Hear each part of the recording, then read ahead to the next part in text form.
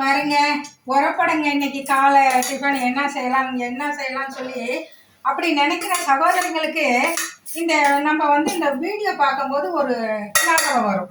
சரி, இன்னைக்கு இது செய்யலாமே அப்படின்ட்டு. இந்த வீடியோ இருக்கிறதுல எவ்வளோ, நான் கூட ஒரு சகோதரி வந்து நேற்று வந்து உரப்படை செஞ்சாங்க. காலையில் வீடியோ பார்த்தேன் பாருங்க, சாயங்காலம் வந்து நான் உரப்படை பண்ணிட்டேன். அது போல் நம்ம வந்து உரப்படை இந்த மாதிரி ஏதாவது டிஃபன் பண்ணணுமே, என்ன செய்யலாம் அப்படின்னு நினைக்கும் போது இந்த மாதிரி நமக்கு ஒரு ஐடியா கிடைச்சிருதுங்க. சூப்பராக இருக்குதுங்க. கொஞ்சம் தேங்காய் போட்டு, தேங்காய், இஞ்சி, பூண்டு எல்லாம் போட்டால் தான் இந்த இதுக்கு செரிமானம் ஆகும். பாருங்க, அருமையாக வந்திருக்கு பாருங்க. இதில் லைட்டாக எண்ணெய் ஊற்றிக்கணுங்க.